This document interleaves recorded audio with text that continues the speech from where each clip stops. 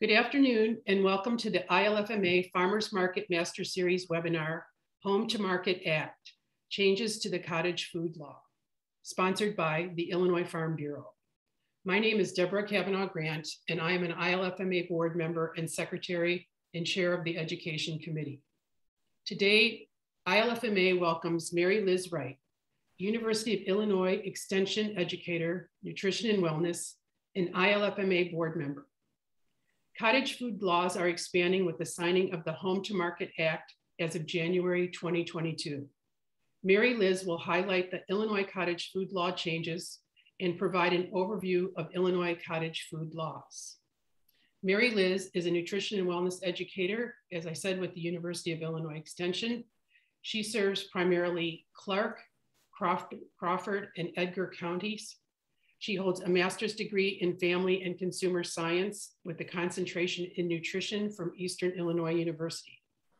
Mary Liz is committed to teaching people to take care of themselves and consequently live a better life. Before we begin the presentation, I would like to introduce the Executive Director of the Illinois Farmers Market Association, Janie Maxwell. Janie has been our director, how many years now, Janie? 5?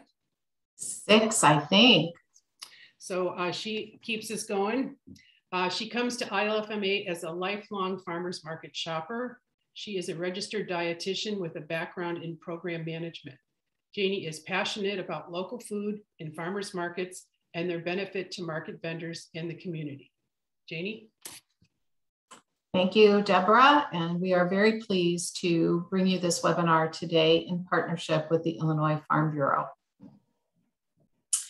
As Deborah mentioned, Mary Liz Wright is our presenter, and we are really pleased to have her expertise today as she shares about the changes in the Home to Market Act. But before we get started, I wanted to tell you a little bit about the Illinois Farmers Market Association. Many of you came today through the Illinois Cottage Food Entrepreneurs Facebook group and public health departments. And so I'm not sure that you are as familiar with the Illinois Farmers Market Association as some of our other webinar participants. But the Illinois Farmers Market Association is an umbrella organization, and we do work hard to support the local food system by providing training and education to farmers market managers and vendors like we're doing today. We work hard at promoting farmers markets and telling the public and anyone that'll listen about the benefits of farmers markets. And in addition, we try and work in the space of encouraging policy and legislation to positively impact farmers markets and vendors. We do have a website, and that is www.ilfma.org. Many of you found us today, as I said, through the Facebook group, but I would highly recommend that you go to our website and subscribe to our newsletter feed so that you get updates and information about upcoming events that the Illinois Farmers Market Association is hosting. One of the things that we do is in partnership with the Connect Fresh Collaborative is share a database of local food partners. The database is actually run by Market Maker, and we are a partner along with the Illinois Farm Bureau, Illinois Department of Agriculture, Buy Fresh, Buy Local, which is made up of 8 or 9 different local food organizations. And we actually share all of our information together. So becoming a part of this particular database really expands your exposure and gives you an opportunity to participate in multiple platforms. The unique thing about this database is you can access it from www.ilfma.org, find a market, or you can access it from the Farm Bureau or the specialty growers or Buy Fresh, Buy Local. So we would really encourage you, if you don't have a presence yet, to please make sure that you register within this database system. It's highly searchable, and so that's the other thing that we highly recommend. You create a profile, or if you have a profile already within Market Maker, we encourage you to go in now. The platform has just been updated, so you actually need to go in and verify that your current profile is correct. So whether you're new to Market Maker or whether you already have a profile, you really should go in and check it out and make sure that the information in there is correct. The more information that you put into your profile, the more that you talk about your story, potentially add your logo, tag the markets where you sell or any of the partners that you are working with, the more searchable you become as a partner within the Market Maker database. In addition to the Market Maker database being web-based, it is also a part of what we call the What's in Season app, which is a phone app that can be downloaded from the Illinois Farmers Market Association. And what you will find is that it is now a handheld view of what the data contains within the Market Maker database. So you can find a farmer's market, you can find a specific vendor, you can find out what's in season. Maybe that's not your primary reason for using it, but you can also find out more about if you want a specific kind of mushroom, who might be selling that. If the people that are participating within the database have been very specific about their products and their product line. We also have a number of resources and trainings. We have been keeping up with the COVID-19 guidelines, and the most current guidelines are on our website, especially as we move toward the indoor market season. It may be something that many of you are interested in looking at. We are going to continue providing this Farmers Market Master series.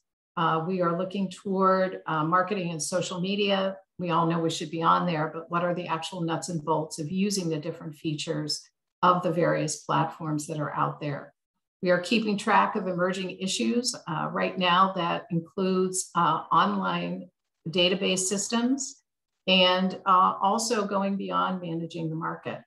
The other thing that you will receive if you're part of our newsletter or Facebook group or however you find us is information from our partners. For example, this morning I just received information from the Land Connection out of Champaign-Urbana, and they're going to be hosting a 4-part webinar series on online database systems. The last one, which is direct to consumer, may be specific for cottage food vendors, especially now that cottage food vendors, as of January, will be allowed to sell online. We also do a certification class for farmers market managers. It's something that you can encourage your market manager to consider participating in. And we have a network. It is a Facebook group as well. And if you ask to be a part of that as a vendor, that's something that we would certainly encourage, just to answer the questions. And we will let you into this group so that you're up to date and current on what's going on in farmers market world. Our website, as I said, is ilfma.org. Lots of information there. So right now, I want to turn it back over to Mary Liz and get to the Home to Market Act. Mary Liz? All right, thank you, Jamie. I am thrilled to be here, and I just want to make sure, let me see. What do you see? Have I done the? We see you and we see your slides. Okay, so not the split screen? Not the split screen. Oh, you're good to go.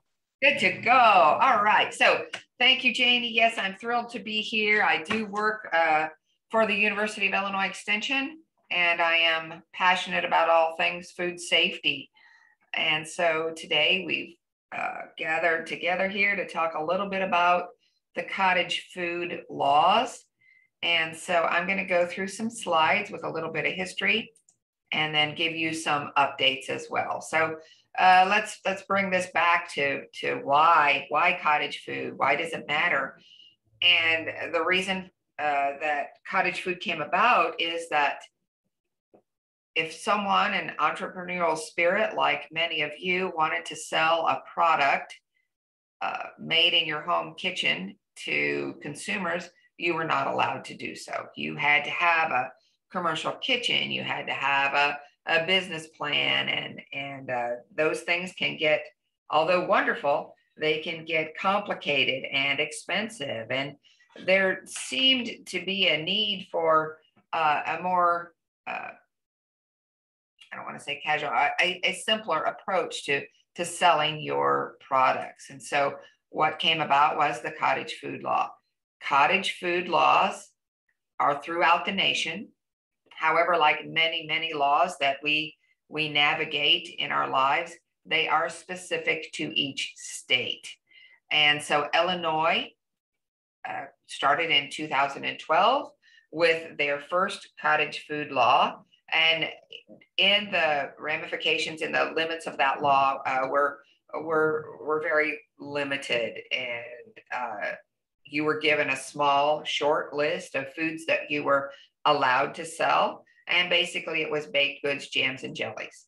Then in 2018, the food list was expanded, and it was dubbed the Illinois Food Freedom Act, and many things were added in, tomatoes, pickles, that sort of thing. So now let's kind of fast forward to what is coming. January 2022, as Janie mentioned, we will have the home to market law in effect.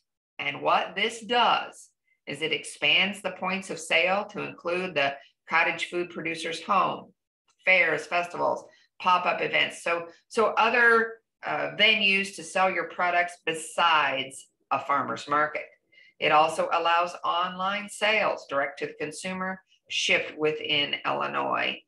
And it also includes some food safety clarification and some other educational points for the producers themselves.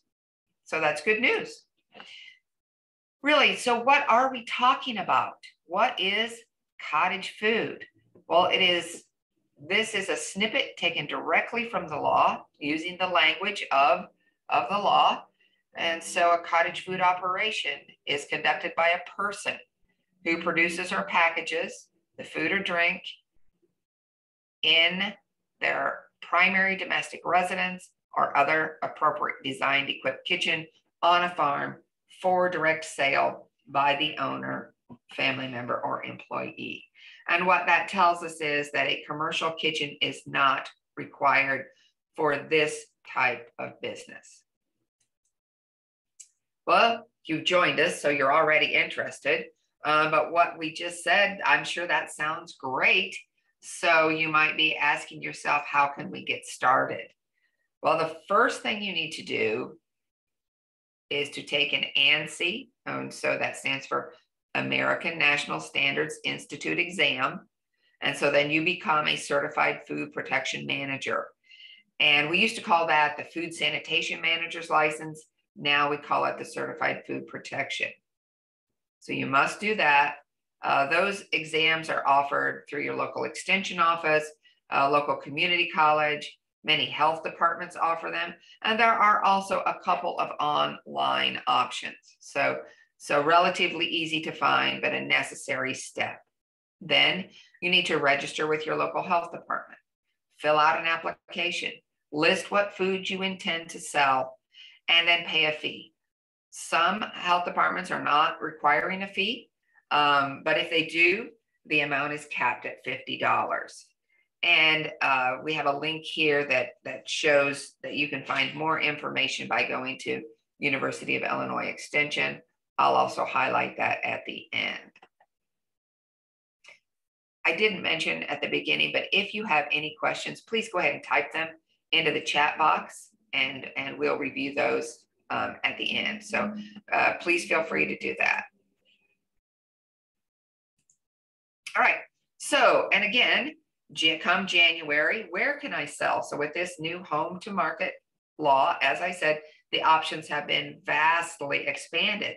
So you can sell from your home as a cottage food producer.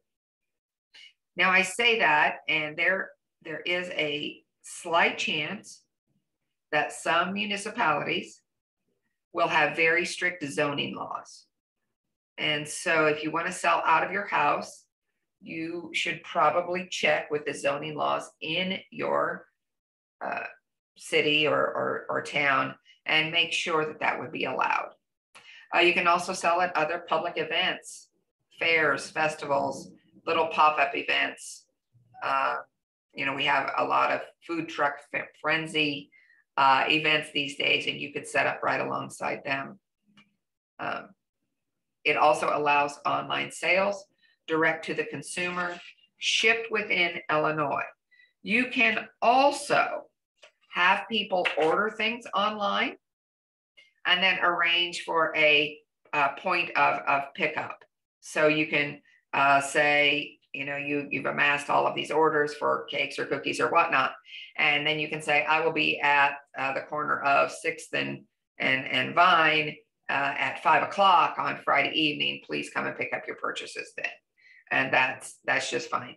What you cannot do is to sell your products to a third party. You cannot sell your jams, jellies, salsas, pickles, what have you, to a restaurant or a grocery store or a gift shop. And the reason for that is that the health department is concerned with traceability. So it is their job, if and in the unfortunate series of events that someone were to become ill after eating some of your product, the health department wants a very clean line direct from producer to consumer. Adding a third party in the middle is can be confusing. It can muddy the waters, and it's just not allowed at this point. So what can I sell?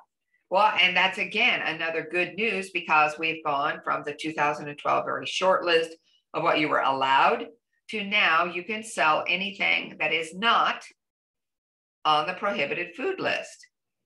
And you can see from this first page that many of these items are not considered cottage food because you are required to have a professional purveyor's license. You have to have an official inspection. And so those things like meat and dairy and eggs in Illinois have to come from inspected sites. You see these things often at farmers markets or other fairs, festivals, but those folks have gone through much more rigorous inspection and certification to be allowed to sell those particular items. We also wouldn't expect to see any of our fragile custard-based pies or other kind of baked goods that we would associate with foodborne illness. And then the garlic and oil has some risk of botulism, and so therefore that is not allowed either.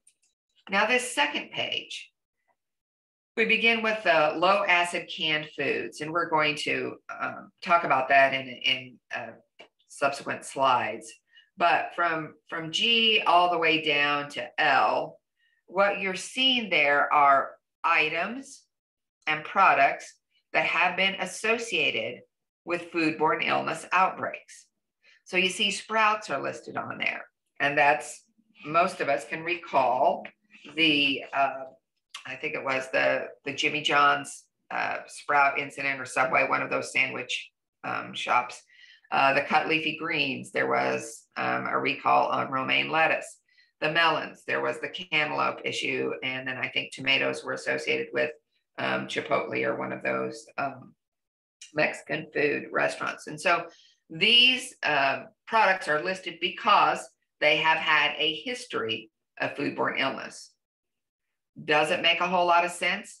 Not really, because if you're handling things in a safe manner, why would you not be safe with these things? But as we know, the legislative process is kind of its own beast, and these things have been put on the prohibited list because they've been associated with foodborne illness, and that's where we must comply. So in addition to those listed there, we have the wild harvested mushrooms. Again, certainly food safety issues there with possible poisoning, alcoholic beverages, and the kombucha, which is a fermented drink. So those items on the past two slides are what is prohibited. Now, homemade drink. I said no alcohol, no kombucha, but you can make other types of drinks. So how can you do that? Well, to sell them as cottage food, as a cottage food vendor, those homemade beverages need to be packaged in sealed containers and either processed in a boiling water bath, according to USDA instructions, or sold as chilled homemade drinks in a sealed container with it, and when I say sealed, doesn't have to be processed with a processed lid on it, but it has to have a lid on it. Now, this can get kind of confusing because some people would like to sell, let's say, herb-infused lemonade. And you can do that, but if you are preparing drinks on site and then giving them for purchase to consumers who then drink them on site, then you become a concession stand. And that has its own set of regulations with it. You then have to apply for a temporary food permit and go through the other stringent regulations for a concession type stand, if that makes sense. So one thing listed on the prohibited, we said dairy was prohibited. So if you're selling baked goods with dairy as an ingredient, you need to work closely with your local health department. They may require you to submit your recipe to a commercial laboratory. That's something you would have to work out with them. And again, we're going to talk about the canned food in subsequent slides. So that's kind of all of the no's. Now let's go on with some more yeses. Buttercream icing. This was a difficult discussion because we state very clearly no dairy. However, buttercream icing is allowed. Really, when you think about it, why would we allow baked goods and no icings? And so the buttercream icing is allowed because the sugar binds with the butter and renders it a safer product. Now, that being said, you cannot use any eggs in any kind of icing, and you also cannot use cream cheese. And so all we're talking about is your basic buttercream that just has butter, powdered sugar, and whatever coloring or flavoring that you would add to it. I mentioned that you can sell acidified canned fruits or vegetables, and acidify means that you are lowering the pH to 4.6 or below. Well, how are you going to do that? Well, first of all, you need to use an approved recipe from USDA or a cooperative extension service from any state. These recipes will instruct you to add specific amounts of acid, vinegar, citric acid, or the bottled lemon juice, not fresh lemon or lime juice. And the reason for that is because we are looking for a consistent level of acidity. So the really cheap green bottle of the lemon juice concentrate is 5% acid. That's what we want for your vinegar as well. So examples of the acidified or fermented foods: tomatoes, pickles, and then your fermented sauerkraut, kimchi, or chilled coleslaw. So those are the things that have been recently added in 2018 and need to be paid particular attention to in that food safety process. So when we're talking about fermented foods, what do we mean? Or even some of the acidified foods, a recipe, like I said, from the USDA or any state cooperative extension service. If you are using your own recipe, you will need to submit to your local health department a written food safety plan every year. And those templates are going to be coming out very soon. We meaning there's a huge panel of local health departments, IDPH, and the Illinois Stewardship Alliance are working on a food safety plan template for vendors. And so that will be out soon. And then you must submit a pH test every 3 years for each category of product that uses the same procedure. And so that's going to be looked at rather closely by your health department So in most instances, we absolutely recommend using a tested, proven recipe from the USDA or your local extension office. So when we're talking about canned tomatoes or canned tomato products, those tomatoes, and it doesn't matter what variety you're talking about, tomatoes are considered a borderline low acid food, and so they must be acidified. So you must add acid, either the lemon juice or citric acid or vinegar, in the ratio illustrated by this slide. So a tablespoon of lemon juice per pint, 2 tablespoons per quart, or the vinegar or citric acid. Or if you insist on not using an approved recipe with the acidification, you need to submit the product to a commercial laboratory for testing and only use the variety or the exact proportion of variety of tomatoes for all subsequent batches. Now that's pretty hard to do. And so we would, again, highly recommend those approved recipes. When we're talking about home canned foods, which is what you would be doing in your cottage food operation, that just means food that has been heat processed sufficiently under the USDA guidelines to render it safe. So you need to use a boiling water bath, Mason style jars, 2-piece lids, and that's a lid and then a band that goes around the top. And if you are processing foods for less than 10 minutes, like you would for jams and jellies, you must sterilize the jars first. Now, I like to tell people at this point, usually is when I get some questions. If I were doing a canning workshop, I'd get the question right now that said, well, my dishwasher has a sanitizing rinse cycle. And I'll say that's great, but there's a difference between sterilize and sanitize. If you're sanitizing something, it's really, really clean. If you sterilize something, then it's ready for surgery, or in this case, ready for canning. We have 2 methods of canning that we use throughout the world to process foods and to keep them shelf stable and safe for us to eat. So the first method, and this is the method that you would use to process any food that is allowed for sale under the Cottage Food Law, and that's the boiling water bath.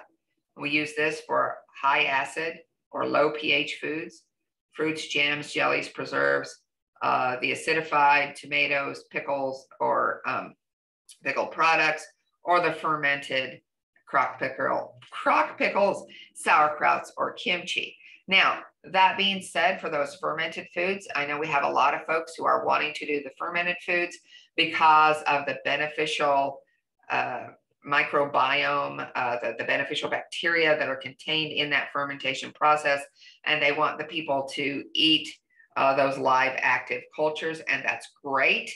But what you would want to do with those fermented foods is to go through the fermented process and then keep them chilled and sell them chilled.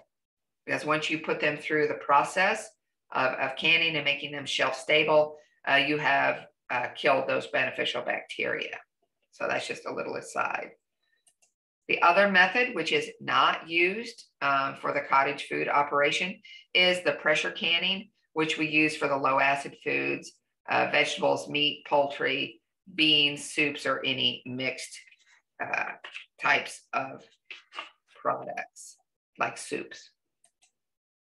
Why do we have the 2 methods of canning? Well, because of Clostridium Botulinum. And this is a deadly bacterium that grows best in a no oxygen, room temperature environment. And so the home canned jar is a very good place for it to grow. It is killed at 249 degrees, which can only be reached by the process of the pressure canning. It also does not grow when there is acid present. And that's why we can process the acidified foods that we have added acid to, in a boiling water bath. And so Clostridium is deadly. It goes through your nervous system, and even if you are treated before death, the damage to your nervous system can be permanent. And so that's why this is very, very serious. So from that scary slide, we're going to move on to something a little more fun. And so I can't see the chat box right now. Let me see if I can pull it up here. Mary Liz, there's a lot of questions. This is okay, good. Okay, good. So I'm just going to go through this, and you just answer to yourself quietly so we don't confuse the chat box from questions. So I'm going to ask you. So we have sweet corn here. Can you can it and sell at a farmer's market as a cottage food vendor? And the answer to that is no, unless sufficient acid is added. So you can sell corn salsa, you can sell corn relish to which vinegar has been added, but not just sweet corn. How about pumpkin butter? This one is this question is asked all the time. And pumpkins are considered a super low acid food. And in fact, just canning pumpkin, there are stringent regulations where you have to only can chunks of pumpkin.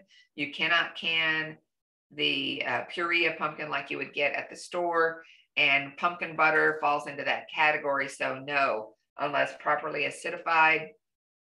We're talking about using the recipe that USDA, and in fact, I don't even think USDA has a recipe. So this is something that you would definitely work with a lab on, or our suggestion is if you want to make pumpkin butter, again, sell it frozen or chilled. Mustards or any other kind of condiments. This is good news. Yes, go ahead and make it. Just don't put any alcohol in it because we have the prohibition of alcohol listed under the prohibited foods list. How about pepper jelly? Well, this one's super popular on our charcuterie boards these days. And how can we sell pepper jelly? Well, unless you add sufficient acid, and it is documented in a lab, or you're using a USDA recipe, do not sell it. How about spaghetti sauce? Oops, I don't know why the title didn't come up there. Spaghetti sauce, that's a yes, a no, and a maybe. So yes, if it's just a classic USDA extension recipe, you're all good. No, if you have cut leafy greens or meat or dairy in it. I mentioned selling things chilled or frozen. This is absolutely perfectly acceptable. The good news about cottage foods is you do not have to purchase a commercial or a generated cooling system that would require lots of expense and either electricity or a generator. You can keep foods cold or frozen in an insulated, hard-sided, cleanable cooler.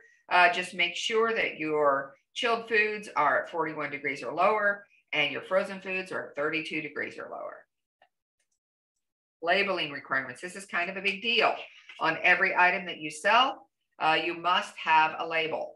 The label has to have your name and county, the common name of the food product. So you might want to say, Big Bob's hot whatever. And at somewhere on that label, you're going to have to say that that's hot sauce or barbecue sauce. The date the product was processed or prepared, the registration number that you were given by the local health department, and the phrase, this product was produced in a home kitchen, not subject to public health inspection, that may also process common food allergens. If you have safety concerns, contact your local health department. So in addition to being on every product label, this phrase must also be in a placard large enough for folks to read at your point of sale. This also needs to be on the web page where you're selling your online products. Okay, you have to also have an ingredients list with the foods in descending order by weight. And then you also have to indicate if there are any allergens in your product. So if you have any of these 8 most common allergens, they must be listed either separately or at the end, somehow in bold and with the attention of the reader. This is a sample of a label. And you can see it has the disclaimer at the top, the ingredients, the common name, the allergens, and then the name, county, registration, and date. It just talks about the placard. Now, many folks would like to offer samples when they're selling their products, and that's great. You can do it one of two ways. One is to prepare the samples at home in your home kitchen where the product was made. Easy as that. Secondly, if you want to prepare the samples on site, you need to obtain a sampling certificate from your local health department and go through the process. You might be charged a fee. If you have someone else who is representing you at the point of sale, then they need to have their food handler certificate and also register with the health department. The health department will also require you to have a hand washing station. Really simple to make. Just get a cooler. Now, the cooler has to have a free-flowing spout, one that you can turn on rather than the kind that you depress with your thumb to allow the water to come out. So it has to come out freely so you can have both hands under the free flow of water. Soap, paper towel, and some way to catch the water are also required. Again, I said you have to register. There could be a fee maxed out at $50. You have to sign the agreement that you could be inspected in the event that there is a complaint or a foodborne illness. There is no longer a gross receipt of sale, so you can make as much money as you want. We talked about having the Ansi accredited food protection manager. The city of Chicago has its own layer and levels of certification that it requires that are in addition to the state requirements. And the IDPH, or the Illinois Department of Public Health, may invoke a cessation of sales if the product has been found to be misbranded, adulterated, or not in compliance. And so you agree to all that when you register with the local health department. Coming soon. In fact, we're getting very close. I just approved yesterday, or I just worked with my partner to create a knowledge check for the completion of our new online cottage food producer course offered by U of I Extension coming out this spring. It will not be an official certification through IDPH, but it will give you a certificate of completion and a good general body of knowledge to be able to navigate the cottage food world. We're excited about that. Resources, Illinois Extension has its own cottage food website. We also have a food preservation website and a general food safety website. So contact your local extension office, go to our website. You can find a wealth of information. This shows you our cottage food business website, and it's called From Garden Gates to Dinner Plates.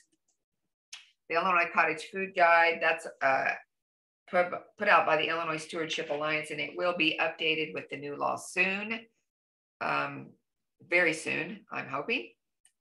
And then other food preservation resources. You know, I talked about using an approved recipe. Well, you can just go to USDA, Home Food Preservation, and it takes you to a site with hundreds of recipes. And the University of Illinois Extension, as I said, we also have our own food preservation website where we have videos with step-to-step instructions about equipment and different methods of canning, and even specific how-to videos about like how to make strawberry jam or how to can tomatoes, that sort of thing. And as Janie mentioned, there are some Facebook groups out there. The Illinois Cottage Food Entrepreneurs have their own Facebook page, and you might want to join that group as well. So now comes the moment we've all been waiting for. So Deb, yes, you have lots of questions, so I'll just start at the beginning. Excellent. Okay. The first, and so some of these might have been addressed, but I'm just out of respect to the people that posted them, just to make sure they had their questions answered. Is cottage food law different from the cupcake law? Oh, good question. And I usually like, hang on a second. I don't know why my headphone is sounding. You were sounding a little far away to me. There we go. There we go. So the new home to market law renders the cupcake law obsolete. Cupcake law was confusing, had to be voted on by each municipality individually to allow people to sell baked goods out of their homes. And so the home to market law makes it a statewide blanket. And again, like I said, a statewide blanket to allow you to sell out of your home, except those few cases where some municipalities might have really strict zoning laws. And so you would want to double check that. Okay, the next question is from Rachel, and I think it's going to come out of context because it says local health department ? How does this work for Cook County suburbs? So Rachel, if you don't mind, if you want to speak directly to what your question was for Mary Liz. So earlier in the conversation, you were talking about needing to register with the local health department and pay a fee. Mm-hmm. If you're Chicago suburbs, is that through like Cook County or is that through your local village? Right. So whatever county you reside, so Will, Lake, I can't think of some of the other bordering counties. So you would start there. But if you're wanting to sell within the city limits of Chicago, after dealing with your local health department where it is produced, you would then need to also have a conversation with the Cook County. Does that make sense? So I live in the Chicago suburbs. Right. So what county do you live in? I live in Cook County. You live in Cook County. Okay. So then you would always go through Cook County, Chicago. That's yeah. Even though Chicago seems to have different rules than. Right. But you're still within the Cook County. Okay. So there's not separate. Okay. I don't think so. I really don't think so because Cook County is Chicago and Chicago is Cook County. Okay. Thank you. Yeah. Your next question is, if I have a current and valid food sanitation manager license, they said they couldn't remember the exact name, would that be accepted and I don't have to register with Ansi? Right. You don't register with Ansi. It's just whatever food certification you get, you need to make sure it has been approved by Ansi, and really all of them are. I mean, they just say that as a disclaimer.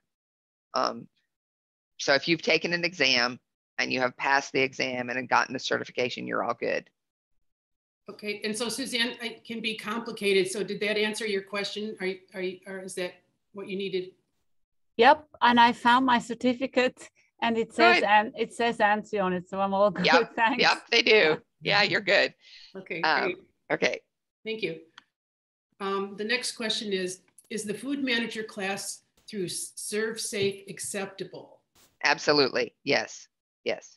Okay, and then the next question is Ansi is someone was responding. So Leah says, yeah, Ansi is an accreditation for a company doing the class. Right, ServSafe is Ansi's. Exactly, okay. Yes. Oh, and this is a great question, and I think you addressed it, Denisha. Mm-hmm. If this, what about buttercream? So did you get, okay. You're okay, and then, go ahead. Yeah, so buttercream is fine. Okay, and then Becky asked, how about meringue powder for royal icing? Yes, that's fine.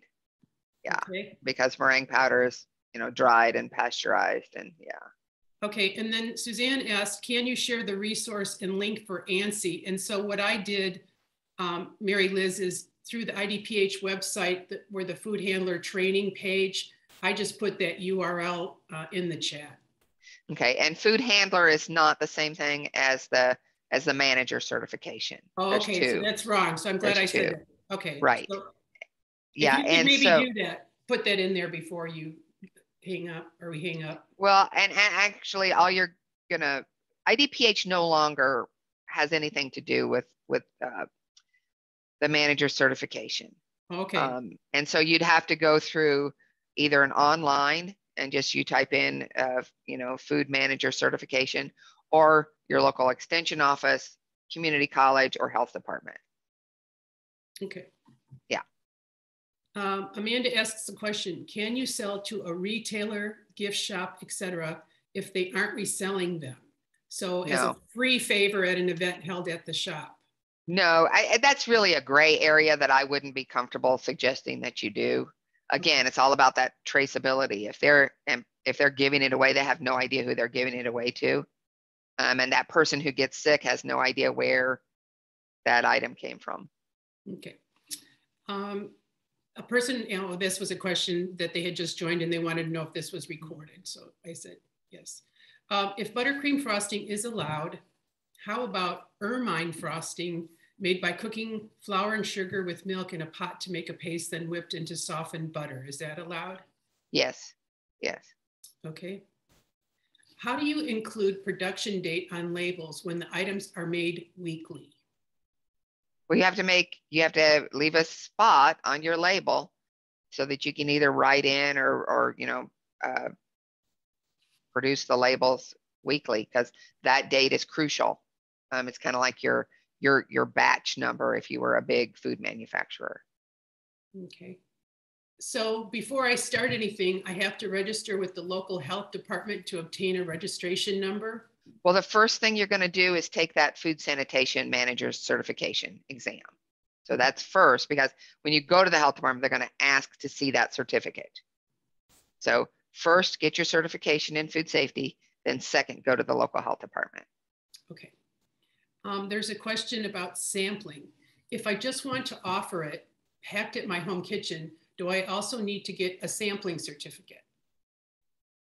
No. If you bring the samples already prepared from your home to give away at the site of sale, then no.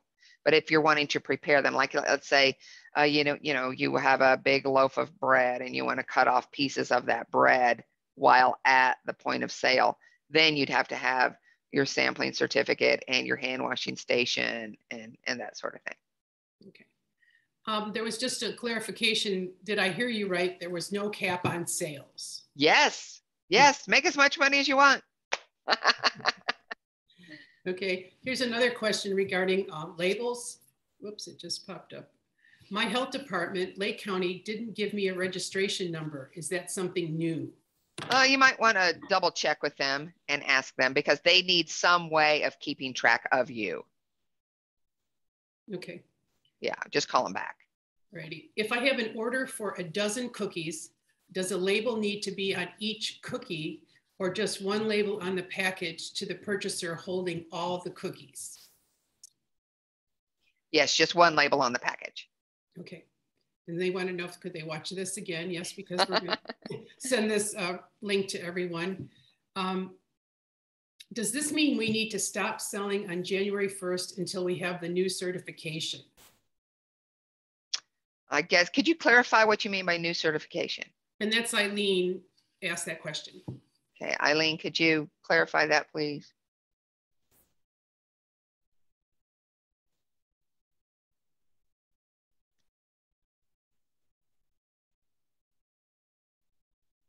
They must have. Maybe she's had to hop off. Yeah. So, okay, let me think about that. Maybe that's the question we were talking about last week when you presented for us as well, is what if your health department is not up to date on January 1st and they're not ready for the new law? Gotcha. Yeah, I don't think you need to stop selling because what you've been selling up to this point has been even under the more strict guidelines. And so then you could just, proceed with the newer things come January 1. However, you would need to add those newer items to your registration list with the health department, if that makes sense. So Eileen put a post in a little bit later. Her microphone's not working. Oh, okay. Her clarification is new certification, meaning food handler training and registration number. Okay, so everyone from 2012 on has had to have the food sanitation manager certification, the certified food protection manager certification. That is not new. Sampling also really not new. You've had to have the food handlers if you are not selling your own product. The food handler certification is only if you have your friend, your neighbor, your teenage daughter selling your items and they're preparing those samples on site. they have to have the 2-hour food handlers in order to do that. We'll let her respond to that.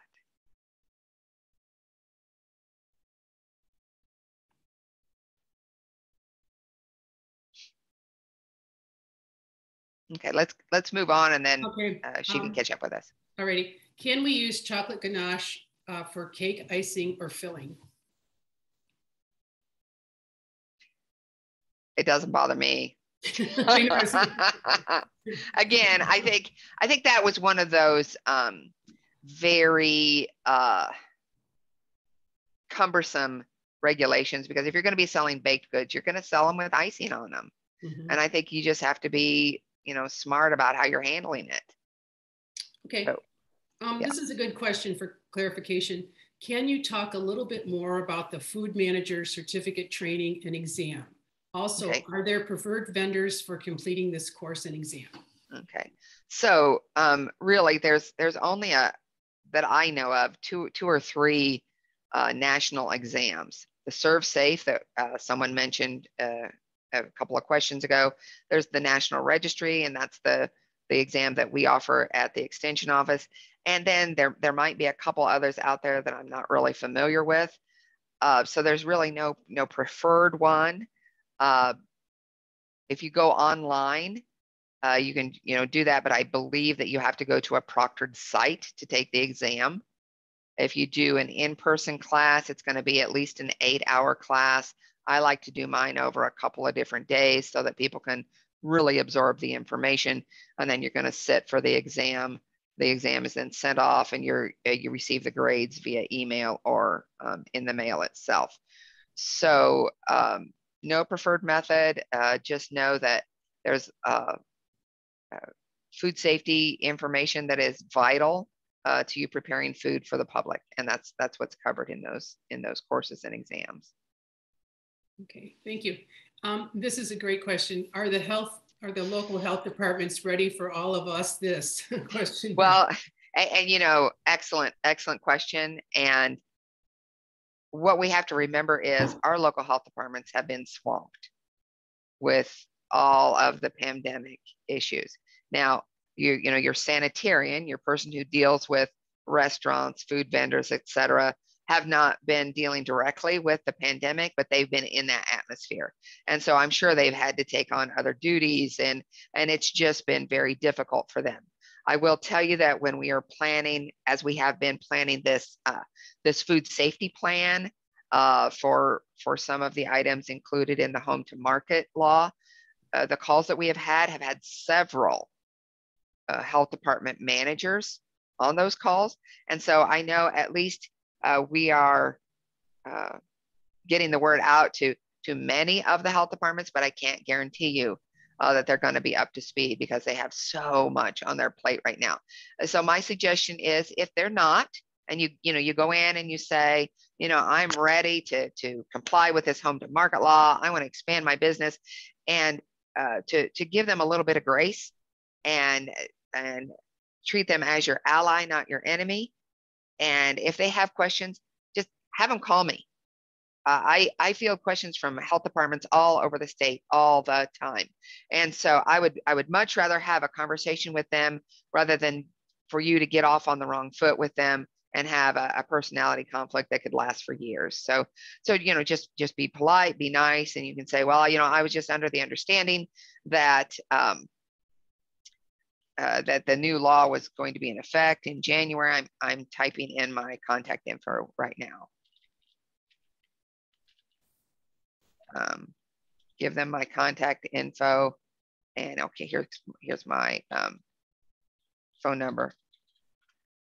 So copy that down and share it with them. I'd be absolutely happy to have a conversation with them. Okay, the next question was that they had called in late and they said, can I sell out of their home as long as I took the courses? So I think that was addressed. And then we mentioned before, this is, everybody's going to get a link to this presentation, so you'll be able to listen to it again. Okay. Get the other, okay. Right. Here's another question about labels. How do you include production data on labels? Oh, you already answered that. What items are made? Yeah. I'm a registered cottage food vendor and participate in multiple counties. Do I need to register with each individual county, or is the county I'm registered in good enough? I've heard mixed things. I've also heard mixed things. I've heard mixed things from health departments. And so I think for you, that would be a question that you could ask with your home county. And then maybe the market manager where you're selling. I know that, you know, every county's different. It's kind of like when I talked about the origin of the cottage food law, every state was different. Every county is going to have a slightly different interpretation of these laws. And some might be more strict on that than others. So I'm sorry, I can't give you a more definite answer, but it's going to be up to the local health department themselves. Okay. If we have completed the food manager certificate, when can we go to register with the food department? Can we do it before 2022? Sure. And just know that your certification fee will be good for a calendar year. Then also, if you add any other products, you would need to contact the local health department and tell them, you know, your name, your registration number, and that you want to add XYZ to your list of possible items for sale. Okay. The next question is, did I understand this right? You cannot add cheese to bread. I know, it's crazy, right? Yeah, you can't. Okay. So, yeah, I don't know why. I'm just leaving it at that. Okay, and then someone put a note in here that you can make ganache with water instead of heavy cream. So if that's an issue, you wouldn't have to worry about dairy. Right, that's true too. Janie you can also sell it chilled. Mm-hmm. Yeah. Janie has a question. How much does the Ansi certification typically cost? Right, and one of the reasons that Extension went with the National Registry is because we try and keep the class, the materials, the exam right at $100.